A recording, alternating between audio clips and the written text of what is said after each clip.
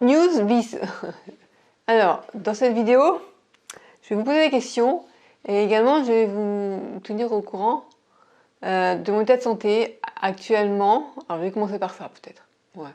Je finirai par les questions.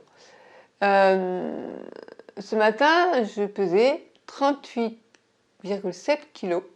Je rigole comme ça, mais en fait, compte, ça ne peut pas du tout rigoler. Je n'ai jamais fait un poids pareil pour 1m66. J'ai été voir un docteur nutritionniste vendredi et elle me fait attendre une semaine, prochain rendez-vous, avant de faire quoi que ce soit. Elle m'a dit que j'avais un taux de graisse de 3% et normalement je devrais faire 20%. Alors voilà ce qu'elle m'a donné à remplir. Et elle m'a dit pour l'instant je ne vous donne rien tant que je ne l'ai pas revu. Et je lui dis si je manque de matière grasse, j'ai été faire une recherche sur internet. On peut avoir une perte de poids si on manque de matière grasse, mais finalement de nos jours c'est super rare quoi. Qu'une personne adulte en général, enfin qu'on ait une carence en matière grasse en général, on a plutôt tendance à dire on est tendance à être obèse, à manger trop, bref. Donc voilà ce qu'il faut faire, enquête alimentaire. Qu'est-ce que vous mangez le matin, en matinée, le midi, l'après-midi, le dîner, le soir et la soirée. C'est simple, je ne mange que le midi et le soir. Mais bon, c'est arrivé en fait petit à petit. Avant, je prenais un petit déjeuner, puis quand j'ai eu une gastrite, j'ai arrêté de prendre le café. Ça a été difficile. Prendre des tartines, parce que ça me provoquait des douleurs à l'estomac. Et puis après, ça a fait pareil pour le goûter. Je pouvais plus prendre de thé, plus prendre de biscuits ni de chocolat. J'avais un RGO, donc un retour gastro-œsophagien. Et le gastro-entérologue m'avait dit, pour moi l'essentiel c'est que vous mangez bien le soir. C'est ça qui va vous permettre de garder du poids. Et puis bon, après avec la psychothérapie EMDR, j'ai repris 7 kilos, j'étais montée à 47. Et puis avec le confinement, voilà, je vais déjà raconter mon histoire. Et là, je continue à perdre, alors que je mange, mais à ma faim. C'est vrai que quand j'évalue ce que je mange des... j'ai un appétit d'oiseau, enfin, même les oiseaux ils mangent plus que moi. Mais bon, c'est difficile de manger plus et puis de manger autrement, parce que finalement je me rends compte que le médecin généraliste, qu'est-ce qu'ils font? Ils vous donnent des compléments alimentaires, des protéines, et finalement c'est peut-être pas ça qui me manque le plus. Je dis pas que j'en manque, mais en tout cas, ce qui est sûr c'est que je manque de matière grasse. Donc, enrichir, je sais pas moi, En fait, c'est vrai que je me rends compte, voilà, quand je fais la cuisine, j'évite tout ce qui est trop gras. Si je fais des frites, par exemple, je vais les souris, entre guillemets, en mettant sur un peu de sopalin. Hein. Mais ça me paraît normal de faire ça, en fait. Sauf que maintenant, au final, comme j'ai supprimé aussi la salade, donc j'ai plus d'huile pour aller avec la salade, en fait, je prends plus d'huile, sauf dans... Ouais, parce que même si je mets de l'huile pour préparer une viande, par exemple, je vais éponger l'huile après, quoi, pour pas que ça mette dans l'huile. Bref, enfin voilà, j'ai une carence, bon, et apparemment ça serait pour créer cette perte de poids. Et j'ai hâte de... s'il faut prendre des, je sais pas moi, des oméga 3 ou... à la limite, en gélules, ça peut être plus rapide pour moi. Parce que là, me faire manger quand j'ai en plus... Ouais, c'est pas évident. Parce que le problème digestif que j'ai, la gastroparésie et la dyspepsie, c'est contradictoire avec ce que j'ai. C'est-à-dire qu'en fait, on me dit je manque de matière grasse, mais on me dit aussi les plats riches en gras sont très difficiles à digérer pour des gens qui ont une gastroparésie, une lenteur digestive. Donc ça va être compliqué, je pense. Mais bon, ça devient vital, hein, parce que ce poids-là, c'est horrible. En tout cas, je ne me mets pas du tout comme ça, et je me sens vraiment affaiblie, très très affaiblie.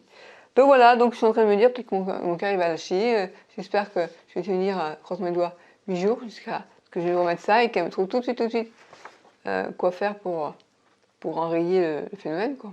Voilà, bon. Maintenant, parlons de choses compliquées. Mais bon, je vais vous le dire quand même, si jamais vous ne me renvoyez pas sur YouTube. Bref. Ça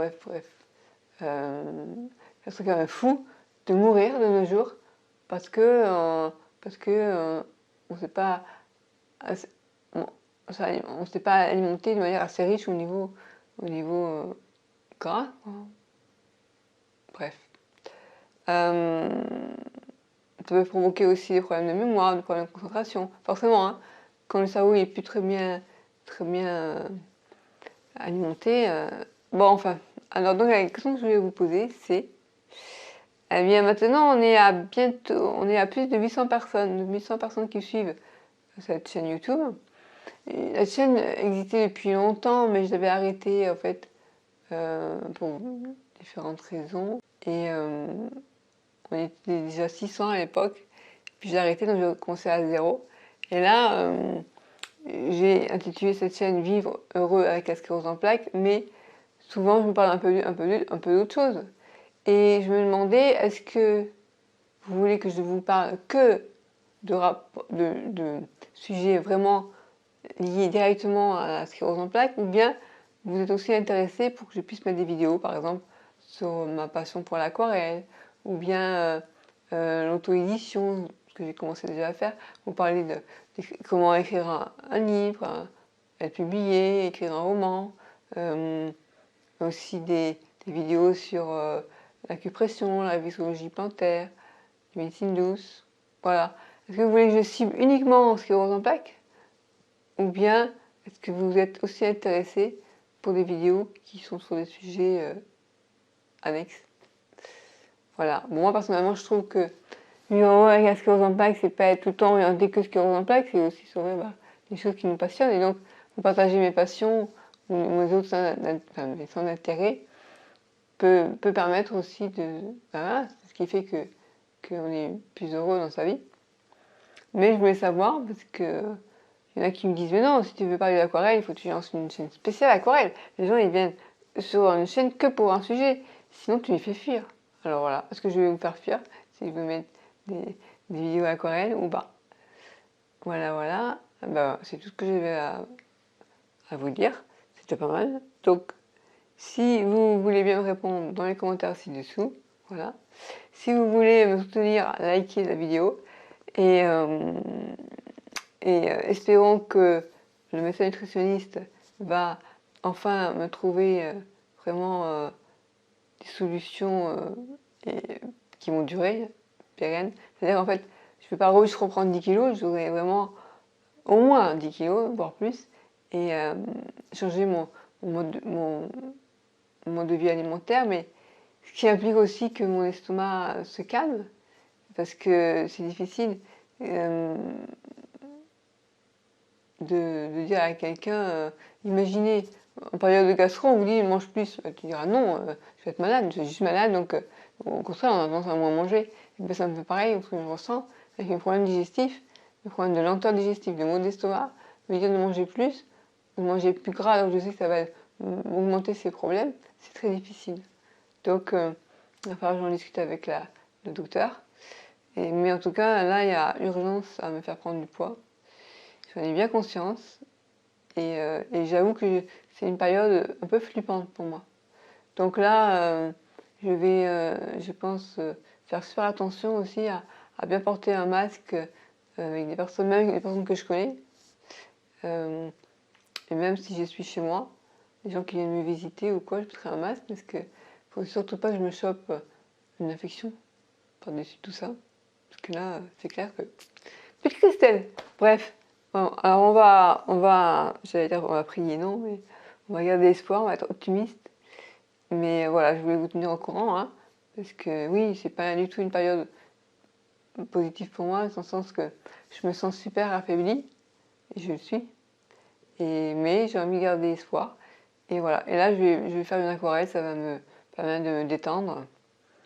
Et au moins, ce qui est bien, c'est que j'ai trouvé mon appartement. J'ai 2 ans à attendre. J'espère vraiment me sortir de cette épreuve, hein, parce que c'est une épreuve finalement, quand on va faire face à des problèmes de santé. La sclérose en plaques, c'en est une déjà. Et ça, en plus, c'est difficile parce que je ne peux pas agir directement sur mon système digestif. Je vais dire, oh, ça calme.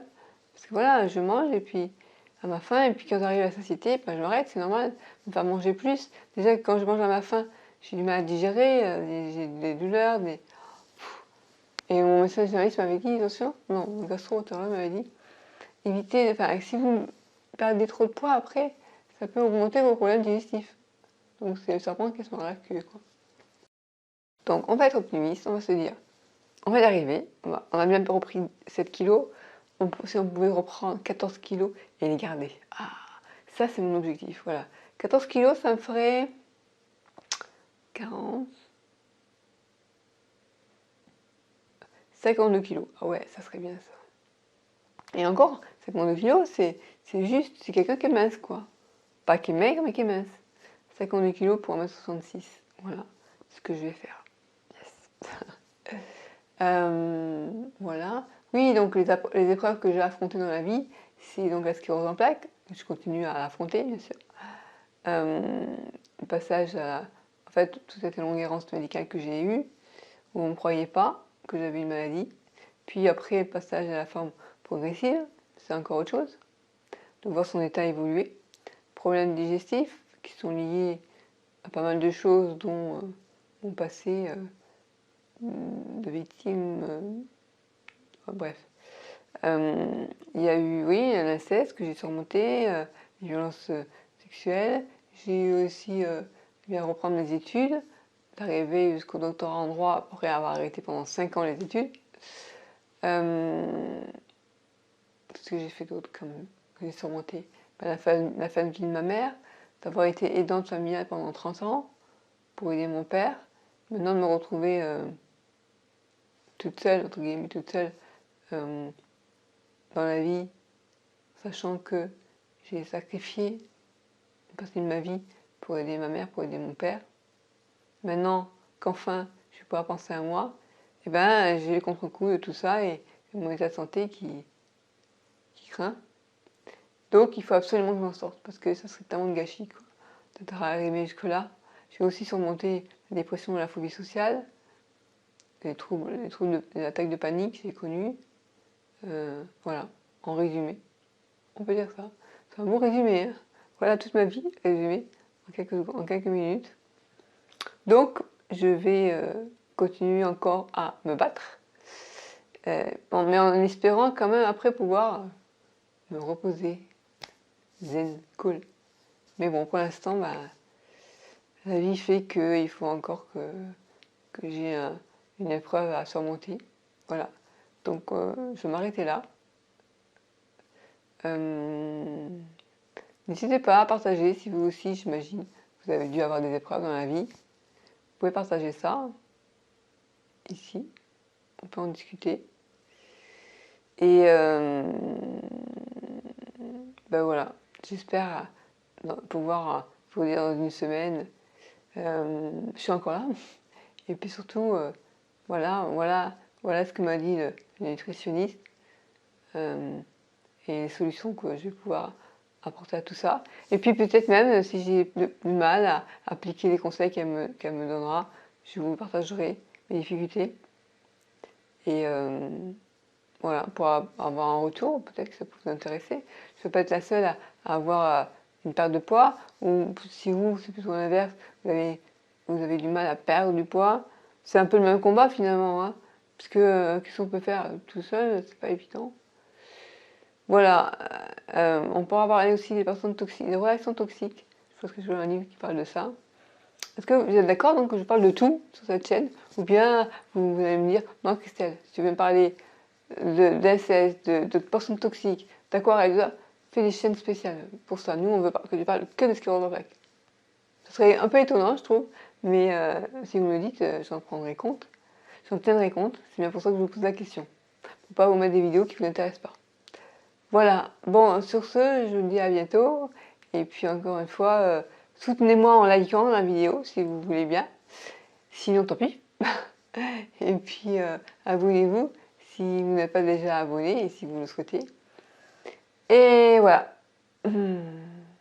Et keep no smile. Gardez le sourire, même si la vie n'est pas toujours facile. Allez, bye bye.